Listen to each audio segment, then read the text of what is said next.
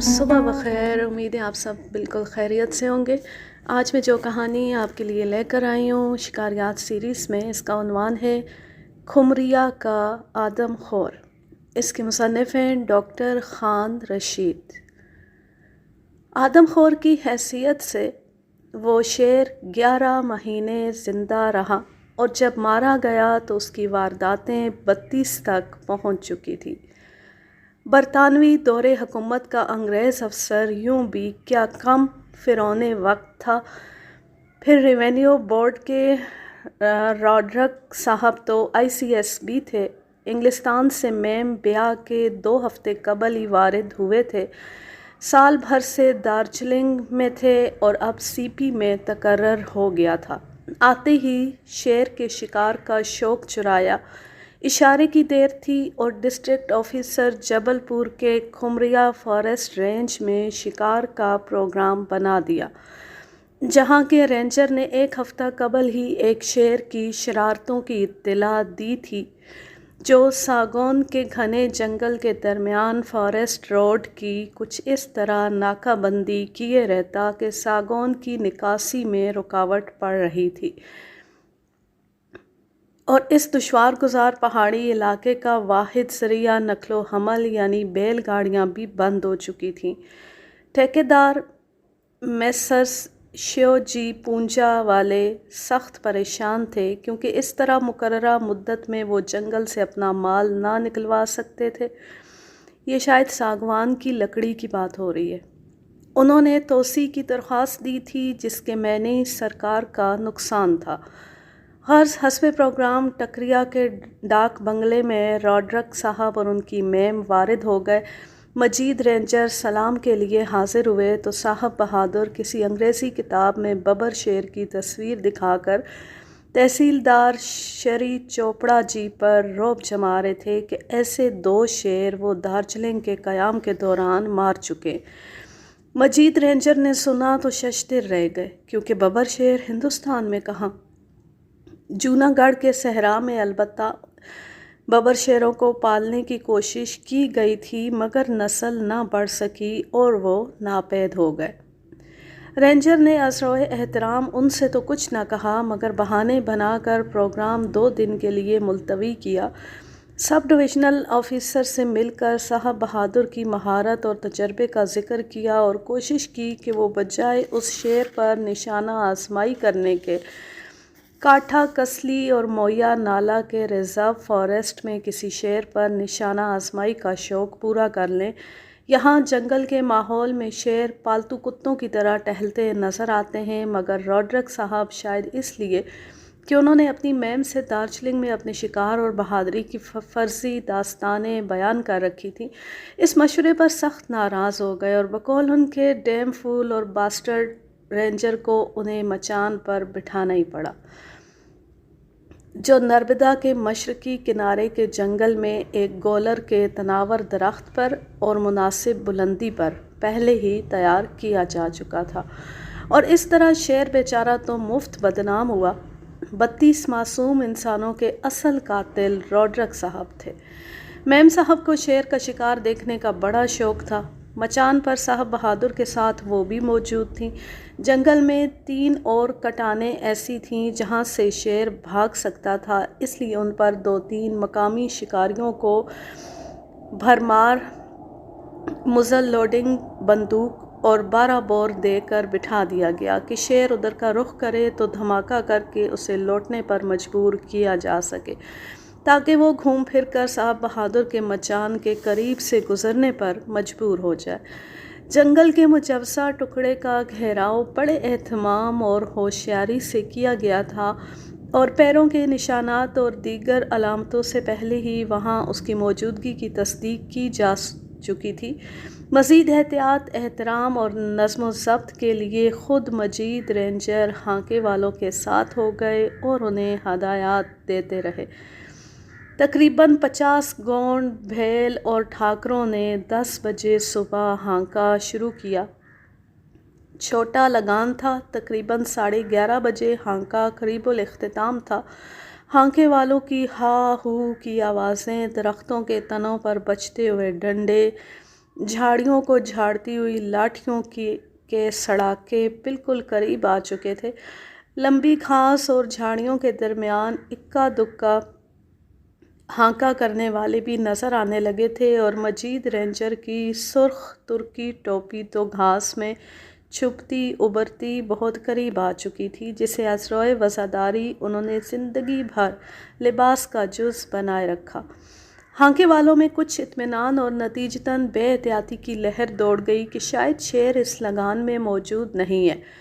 صرف سوروں کی ایک ڈار اور چند دیگر جانور برآمد ہوئے اور گزر گئے۔ دھن پت اور آنندی لال ایک ٹیلے پر سستانے کے لیے بیٹھ گئے اور پتوں کی بنی ہوئی چلم میں تمباکو بھر کر اس کے کش لگانے لگے۔ مجید رینجر بھی ڈنڈا ہاتھ میں لیے ان کی طرف بڑھے تاکہ وہیں بیٹھ کر دوسرے ہانکے والوں کا انتظار کرے۔ گولر کا مذکورہ درخت وہاں سے تقریباً 40-50 گز دور ہوگا۔ ابھی دھن پت نے 2 ہی کش لگائے ہوں گے اور چلم آنندی کی طرف بڑھائی ہی تھی کہ مجید رینجر نے ایک جگہ لمبی اور سوکھی گھاس کو پھٹتے ہوئے دیکھا۔ وہ جہاں کھڑے تھے کھڑے رہ گئے، آواز دی، صاحب ہوشیار، شیر آ رہا ہے، اور فوراً گھاس میں دبک گئے۔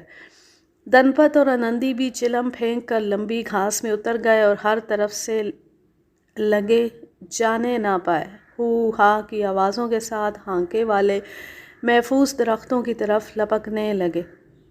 دھند سے گولی چلی اور پھر جو شیر دھاڑ کر مچان کی طرف اچھلا ہے تو صاحب بہادر کے اوسان خطا ہو گئے اور وہ بجائے دوسری گولی چلانے کے چیخنے چلانے لگے۔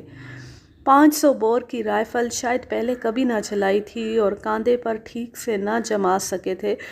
نتیجہ یہ ہوا کہ زور کا دھکا لگا، شانہ تو نہ اترا مگر درد البتہ کئی دن رہا۔ دھماکے کے ساتھ ہی رائفل ان کی ناتجربے کاری اور ڈھیلی گرفت سے اچھلی، تھوڑی زخمی ہوئی اور دانتوں کے درمیان آ کر زبان کا ذرا سا کونا بھی زخمی ہو گیا۔ اکڑوں بیٹھے ہوئے روڈرک صاحب مچان پر چاروں خانے چت ہو گئے۔ سب سے برا یہ ہوا کہ رائفل ہاتھ سے چھوٹ کر مچان سے نیچے گر گئی۔ ادھر شیر نے جو دوسری جس لگائی تو اس کا پنجہ اس ڈال تک پہنچ گیا جس پر مچان کا ایک سرا تھا۔ ناخن ڈال میں پیوست ہو گئے اور وزن سے ڈال نے ماں مچان جھونکا کھایا۔ غنیمت ہوا کہ شیر کا پنجہ صرف چھال کا ایک بڑا ٹکڑا لیے ہوئے علیحدہ ہو گیا اور وہ نیچے آ رہا، ورنہ دوسری صورت میں صاحب بہادر اپنی میم کے ساتھ نیچے آ رہے تھے جو ان سے لپٹ کر اپنی تیز تیز چیخوں سے آسمان سر پر اٹھائے ہوئے تھی۔ چیخوں سے سراسیمہ ہو کر مجید رینجر سے نہ رہا گیا۔ گھاس کے درمیان سے ان کی ترکی ٹوپی پھر ابھری اور انہوں نے عین اس وقت جب شیر دھاڑ کر تیسری یا چوتھی جست لگانے والا تھا فوراً آواز دی، گولی مارو صاحب، گولی چلاؤ۔ اس آواز پر شیر ان کی طرف متوجہ ہوا اور سامنے ہی کھڑا ہوا پایا تو درخت پر موجود دشمنوں کو چھوڑ کر ان پر جھپٹا۔ پلک جھپکتی مجید رینجر کی ٹوپی اور کھوپڑی شیر کے منہ میں تھی۔ 2 نچلے دانت جبڑے کے نیچے پیوست تھے اور بالائی 2 تالو کے قریب۔ یہ شکار پا کر شیر کے جذبہ انتقام نے کچھ تسکین پائی اور 15-20 گز تک گھسیٹ کر لے گیا۔ مجید رینجر کے بیان کے مطابق ان کی دائنی آنکھ سے شیر کا سرخ سرخ جہنم نما حلق نظر آ رہا تھا اور بائیں آنکھ سے سرسبز جنگل اور اس جہنم اور جنت کے درمیان لبوں پر دعا تھی۔ عجیب امید و بیم کی کا عالم تھا۔ ویسے بھی شیر کے جبڑوں میں اتنی طاقت ہوتی ہے کہ انسانی کھوپڑی کی تو کیا بسات چھوٹے موٹے پتھر بھی ٹوٹ جاتے ہیں۔ جان بچنے کی کوئی آس نہ رہ گئی تھی مگر اس آڑے وقت میں مجید رینجر کی وزاداری کام آ گئی۔ شیر جبڑے کی گرفت کو یوں تنگ نہ کر سکا کہ ٹوپی کا پھندنا منہ کے اندر تھا اور بھاگتے میں یوں ہلتا کہ شیر کے حلق میں گدگدی پیدا ہوتی۔ اس سے نجات پانے کے لیے شیر نے منہ کھولا اور اب مجید رینجر گرفت سے نکل کر لمبی گھاس میں بے حس و حرکت دبک گئے۔ خالی ٹوپی منہ میں دبائے غالباً اسے دشمن کا سر سمجھتے ہوئے شیر فاتحانہ آگے بڑھا اور درخت کی جانب بھاگتے ہوئے دھنپت کو جا لیا۔ 2-3 چیخیں سنائی دیں اور شیر نے اسے جھنجھوڑ کر قصہ تمام کر دیا۔ دھنپت سے فارغ ہو کر شیر آنندی پر جھپٹا، جو پہلے ہی زندگی سے نا امید ہو کر بجائے چیخنے چلانے اور بھاگنے کے اپنی چھوٹی سی کلہاڑی تانے مقابلے کے لیے تیار کھڑا تھا۔ شیر نے اس پر جست لگائی تو مرنے سے پہلے اس نے شیر کے شانے پر کلہاڑی کی ایک ضرب ضرور لگائی، مگر ٹھوس اور سخت گوشت پر کلہاڑی کی بے لاگ اور اوچھی ضرب ذرا سی کھال کاٹ کر ہی رہ گئی اور دوسری ہی لمحے خود اس کی گردن کی ہڈیاں چٹک چکی تھیں۔ ایک جھٹکے کے ساتھ شیر نے اسے گھاس پر پھینک دیا۔ بدقسمتی سے اسی جگہ موہنا دم سادے چھپا ہوا تھا۔ شیر اس کی طرف متوجہ ہوا۔ عین اس وقت بھرمار بندوق کا دھماکہ ہوا اور شیر بھاگ گیا۔ پھر بھی جاتے جاتے موہنا کی پیٹھ تھپک کر شاباشی دیتا گیا۔ زخمی موہنا گھر تو پہنچا مگر زبان سے کچھ نہ بول سکا۔ حسرت سے بیوی بچوں کو دیکھا، خون کی 1-2 الٹیاں ہوئیں اور قبل اس کے طبی امداد ملتی یا 30 میل دور شہر کے اسپتال پہنچایا جا سکتا، وہ دم توڑ چکا تھا۔ ایک ہی تھپڑ سے 3 پسلیاں ٹوٹ چکی تھیں اور کلیجہ خون ہو گیا تھا۔ اسپتال میں 21واں دن تھا جب مجید رینجر کو بتایا گیا کہ لنگڑے شیر نے مویشی چراتے ہوئے ایک اہیر کو پھاڑ کھایا ہے۔ پھر کچھ دن بعد اطلاع ملی کہ روڈرک صاحب کے اس بہادرانہ کارنامے کا جشن منانے کے لیے ان کی چہیتی میم یعنی لوسی ایک کرنل کے ساتھ انگلستان فرار ہو گئی ہے اور روڈرک صاحب بھی استعفیٰ دے کر کہیں چلے گئے ہیں اور کھمریاں میں شرما جی رینجر ہو کر آ گئے ہیں، جو اپنی بہادری کے لیے پورے فارسٹ ڈپارٹمنٹ میں شہرت رکھتے تھے اور مجید رینجر کا تبادلہ ہوشنگ آباد کر دیا ہے۔ نتیجہ یہ ہوا کہ شرما جی کی کارکردگی نے شیر کو مزید 29 جانوں کی بھینٹ لینے کا موقع دے دیا۔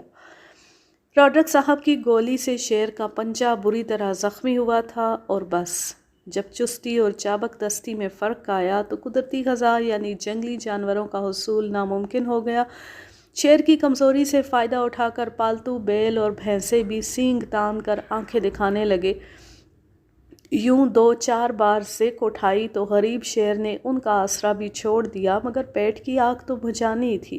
آخر کے تجربے نے شیر کی ہمت افزائی کی، اس لیے آسانی سے ترنے والے کی فراہمی نے اسے اس طرف متوجہ کیا اور دنیا چیخ پڑی، آدم خور، آدم خور۔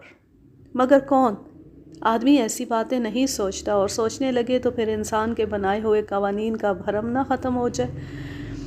4 ماہ بعد مجید رینجر اسپتال سے صحتیاب ہو کر لوٹے تو سب سے پہلے انہوں نے جنگل سے اپنی پھٹی ہوئی خون آلود ترکی ٹوپی کی تلاش کروائی۔ اسے بڑے اہتمام کے ساتھ اپنے دالان کی کھونٹی پر سجا دیا اور اس دن کا انتظار کرنے لگے جب اسی کے برابر دیوار پر شیر کی کھال بھی لٹکائی جا سکے۔ وہ دن بھی آیا، مگر اس واقعے کے پورے 11 مہینے اور 20 دن کے بعد۔ پہلی واردات کے بعد 10-10، 15-15 دن کے وقفے سے 3-4 وارداتیں اور ہوئیں اور اطراف و نواح کے پورے علاقے میں دہشت پھیل گئی۔ پھر موسلا دھار بارش شروع ہو گئی۔ برسات کے یہ 4 مہینے اور بھی تکلیف دہ ثابت ہوئے۔ فارسٹ روڈ بالکل بند ہو گئی۔ اب لنگڑا شیر منڈلا جبل پور روڈ پر مٹر گشت کرنے لگا۔ پہاڑیوں پر بل کھاتی ہوئی اس سڑک پر گائے بکریوں کے بیوپاری اپنے گلے کے ساتھ گزرتے تھے۔ شیر کی راجدھانی میں داخل ہوتے تو ایک آدھ گائے بکری کا خراج دینا پڑتا، اور کبھی موڈ نہ ہوا تو خود گلا باندھ کو بھی بھینٹ چڑھنا پڑتا۔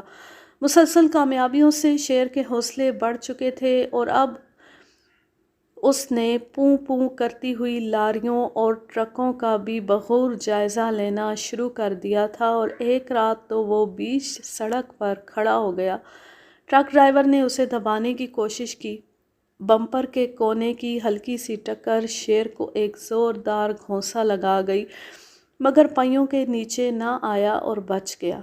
اسی کوشش میں ڈرائیور چوک گیا اور ہر 10 گز پر سانپ کی طرح بل کھاتی ہوئی پہاڑی روڈ کے اس موڑ پر ماں ٹرک کے چھوٹے موٹے درختوں کو توڑتا مروڑتا نیم عمودی ڈھلان پر کلابازیاں کھاتا نیچے وادی میں جا رہا۔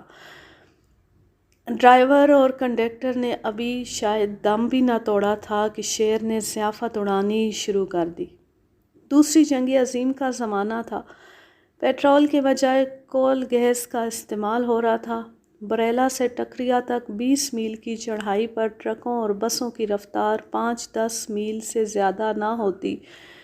شیر کچھ ایسا لاگو ہو گیا کہ جنگل کے کسی بھی گوشے سے اچانک جست لگاتا اور ٹرک پر سوار کسی مزدور یا کلینر کو دبوچ کر پھر جنگل میں غائب ہو جاتا۔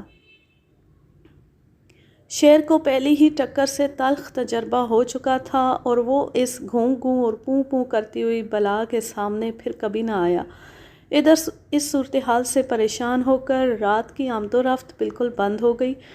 پھر ایک دن کے 2 بجے اس نے کوئلے کی بوریوں سے لدے ہوئے ٹرک پر جست کی تو اتفاق سے اس پر کلینر کے ساتھ ایک شکاری بھی تھا، جس نے عجلت اور گھبراہٹ میں اپنی 2 نالی 12 بور کی بائیں نال کی لبلبی دبا دی، جس میں مور مرغی مارنے کے لیے 4 نمبر کے چھرے والا کارتوس تھا۔ کوئلے کی ایک بوری سے چمٹا ہوا شیر پلٹ کر ٹرک کے نیچے کود گیا اور جنگل میں غائب ہو گیا۔ اس کی ایک آنکھ ضائع ہو چکی تھی اور جبڑا بھی سخت زخمی ہوا تھا۔ کئی دن تک جنگل میں درد سے کراہتا اور دھاڑتا رہا، پھر خاموش ہو گیا۔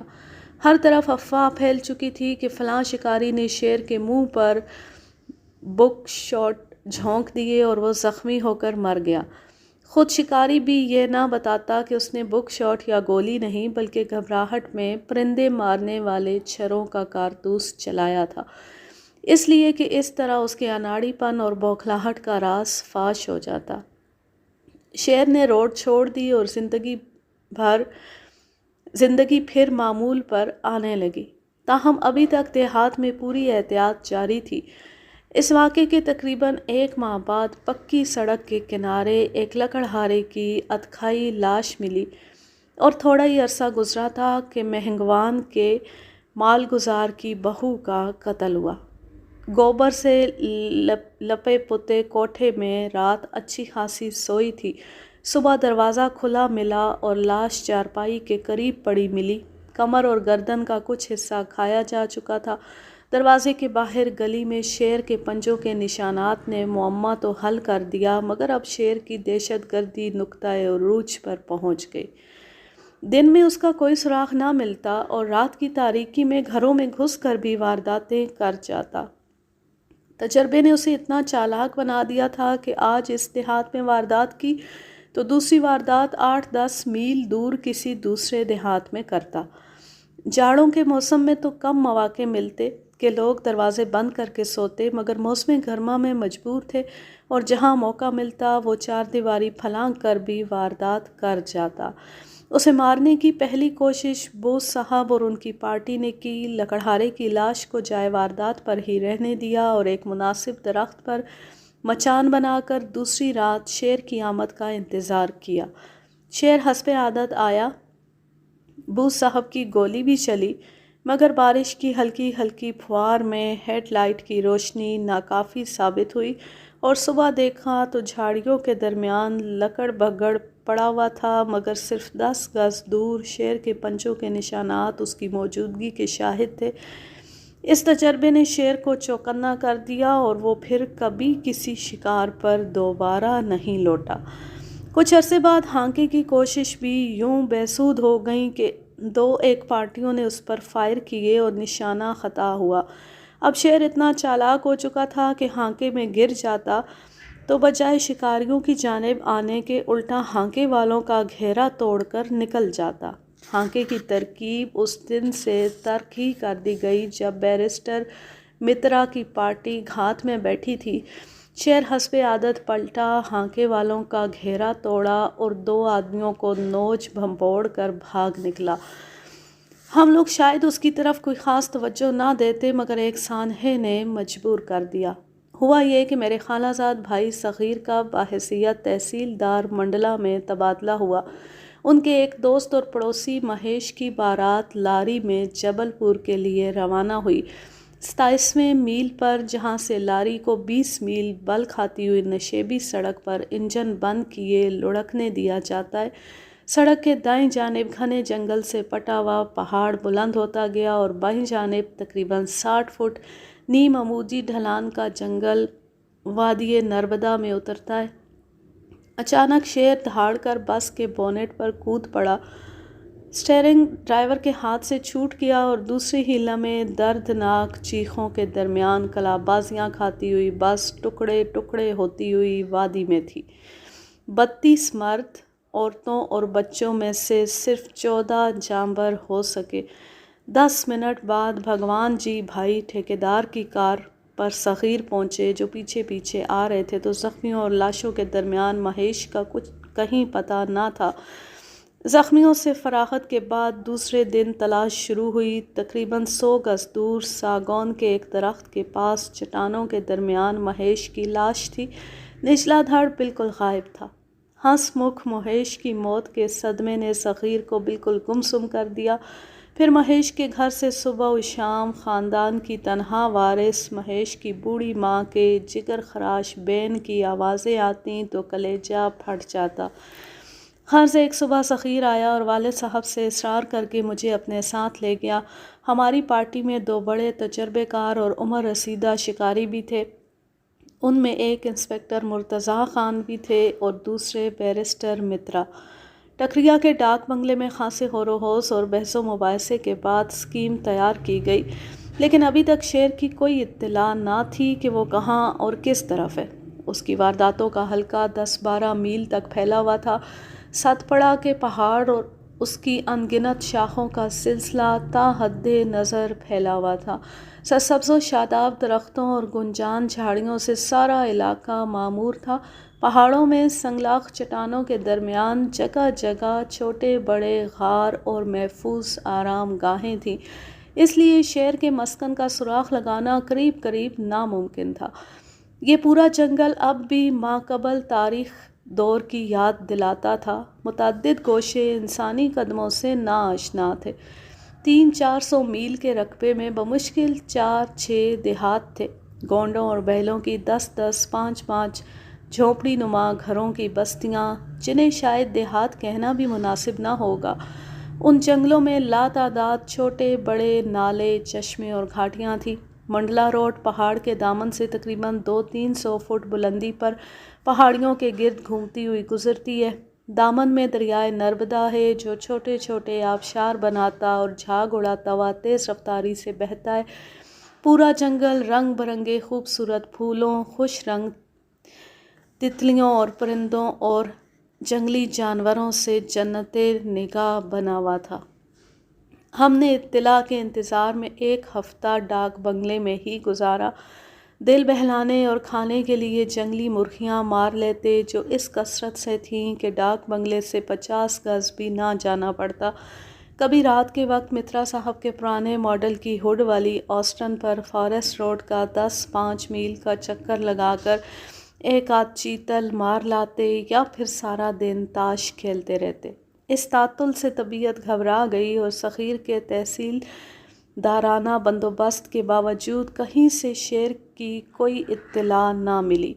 میری رائے تھی کہ ہم بجائے یکجا ہونے کے مختلف دیہاتوں میں بٹ جائیں اور اپنے اپنے علاقوں میں علیحدہ علیحدہ بذات خود شیر کا سراغ لگانے کی کوشش کریں، لیکن شیر کی چالاکی اور خونخواری کے پیش نظر تجویز رد کر دی گئی کہ اس میں بڑا خطرہ تھا۔ وقت گزاری کے لیے میں نے سیر سپاٹے کا پروگرام بنایا اور آتی جاتی بسوں کے ذریعے کبھی امر کنٹک کی چوٹی پر نربدا کا مخرج دیکھا، کبھی گونڈرا جاؤں کے چھوٹے موٹے قلعوں کے کھنڈرات کا جائزہ لیا۔ ایک روز روڈ سے ذرا ہٹ کر گرم پانی کے چشمے پر گزر ہوا، جسے بڑا متبرک اور شفا بخش مانا جاتا، اور حصول شفا کے لیے کبھی کبھی لوگ وہاں غسل کے لیے آیا کرتے۔ چشمے کے قریب بدن پر بھبوت ملے ایک بہت ہی بوڑھے سادھو کی لاش پڑی تھی، جس کے زخموں سے تازہ تازہ خون بہہ رہا تھا۔ قریب ہی شیر کے پنجوں کے نشانات موجود تھے۔ یقیناً شیر نے ذرا دیر پہلے ہی اسے مارا تھا اور میری آہٹ پر وہ کہیں جھاڑیوں کی اوٹ میں چھپ گیا تھا۔ بھیانک سا ماحول تھا اور جنگل بھی ایسا گھنا کہ شیر کی تلاش کی ہمت نہ پڑی۔ بھری ہوئی فائر کے لیے تیار رائفل لیے میں خفیف سی آہٹ پر بھی چونکتا اور خوفزدہ سا الٹے پاؤں واپس لوٹا۔ روڈ پر ایک ٹرک کے ذریعے 4 میل دور ٹکریا پہنچا اور 1 گھنٹے بعد ہماری پارٹی جائے واردات پر تھی۔ پروگرام کے مطابق مرتضیٰ اور میں ہانکے والوں کے ساتھ ہو گئے۔ مترا اور 3 مقامی شکاریوں نے فائر لین کے مورچے سنبھالے۔ اجلت میں زیادہ آدمی تو نہ مل سکے تھے، پھر بھی فاریسٹ گارڈ اور 3 ٹرک ڈرائیوروں کو ملا کر، جنہیں ہم نے زبردستی بیگار میں پکڑ لیا تھا، 25-30 آدمی ہو گئے۔ چشمے کا علاقہ میں نے پہلے بھی دیکھا ہوا تھا، اس لیے توقع تھی کہ شیر کھا پی کر شمالی رخ پر بانس کے اس کنج ہی میں آرام کر رہا ہوگا جس میں بڑے بڑے مکڑی کے جالے تانے ہوئے تھے اور گھنے درختوں کے سبب سورج کی کرنوں سے محفوظ زمین پر چشمے کا پانی ایک چھوٹی سی نالی کی صورت بہا کرتا تھا۔ یہ جگہ ٹھنڈی اور نرم نرم دوب کے سبب آرام دہ تھی۔ ہم نے بڑی خاموشی اور احتیاط کے ساتھ تقریباً 200 گز دور سے اس علاقے کو اپنے حلقے میں لے لیا۔ مترا کی سیٹی نے تصدیق کی کہ میرے جانے کے بعد شیر نے سادھو کے گوشت سے پیٹ بھرا ہے۔ مناسب وقفے کے بعد پھر دوسری سیٹی پر ہانکا شروع کر دیا۔ 10 ہانکے والوں کی لائن کے بعد مرتضیٰ اور دوسرے گروپ کے ہمراہ میں بھی تھا۔ ابھی 3 منٹ بھی نہ گزرے تھے کہ میں نے شیر کی جھلک دیکھی، مگر وہ فوراً جھاڑیوں کی اوٹ میں ہو گیا۔ کچھ دیر بعد حسب عادت حلقہ توڑنے کے لیے ہانکے والوں کی طرف بڑھا اور مرتضیٰ کی نظر اس پر پڑ گئی۔ مرتضیٰ بعجلت اور صحیح نشانے پر گولی چلانے میں مجھ سے کہیں زیادہ ماہر تھا۔ گولی چلی، ایک دھاڑ کے ساتھ شیر نے میری جانب جست کی کہ اس کا رخ ادھر کو ہی تھا اور وہ مجھے دیکھ بھی چکا تھا، مگر میرے سامنے صرف 10 قدم پر کروندے کی ایک جھاڑی کے قریب منہ کے بل گر پڑا۔ میری رائفل کا بھی دھماکہ ہوا، گولی بھی لگی، مگر وہ بلا ضرورت تھی۔ مرتضیٰ کی گولی اس کی گردن توڑتی، سینہ چیرتی، کمر کے پاس سے نکل گئی، مگر غالباً وہ جست کا ارادہ کر چکا تھا اور فائر اور جست کا لمحہ ایک ہی تھا، اس لیے میرے قریب آ گرا۔ کھال اتارتے وقت پتہ چلا کہ روڈرک صاحب کی گولی سے اس کا پنجہ بیکار ہو چکا تھا۔ جبڑے اور گردن سے 4 نمبر کے 3 چھرے نکلے۔ بائیں کوہلے میں ایک چھوٹا سا سیسے کا ٹکڑا پیوست تھا جو شاید کسی بھرمار والے شکاری کی یادگار تھا، اور انہی سب نے مل کر اس کو آدم خور بنا دیا تھا۔ 4 نمبر کے چھرے والا راز جب کھلا تو متعلقہ شکاری صاحب کی بہادری کی شہرت کو اور 4 چاند لگ گئے۔ اور معلوم ہے وہ کون تھے؟ شری شرما جی رینجر۔ ان حضرت نے شیر کی آنکھ نہ پھوڑی ہوتی اور جبڑا بیکار نہ کر دیا ہوتا تو شاید وہ اتنی خونخواری نہ کرتا اور کبھی جنگل کے جانوروں اور مویشیوں پر بھی گزر کر لیتا۔ مجید رینجر کی استدعا پر شیر کی کھال اور سر انہی کے حوالے کر دیا گیا اور حق بھی انہی کا تھا۔ تقسیم کے وقت ہی وہ کھال بالکل بوسیدہ ہو چکی تھی، مگر ترکی ٹوپی کے ساتھ اب بھی شاید مجید مرحوم کے دالان کی زینت ہوگی۔ اس کہانی کا ماخذ ہے مجھولی کا آدم خور تیندوا۔ جو یہ زبردست کہانی اپنے اختتام کو پہنچی، اب میں لیتی ہوں آپ سے اجازت۔ جہاں رہیں خوش رہیں، شاد و آباد رہیں، ہنستے مسکراتے رہیں۔ اور ایک بات پر مجھے حیرت ہوتی ہے کہ خواتین شکاریات کی کہانیاں کیوں نہیں سنتی، یا شاید سنتی بھی ہیں لیکن اتنی خاموش ہیں، کبھی کوئی کمنٹ نہیں کیا، کہ اکثر کمنٹس مردوں کے ہوتے ہیں۔ اللہ حافظ، اللہ نگہبان۔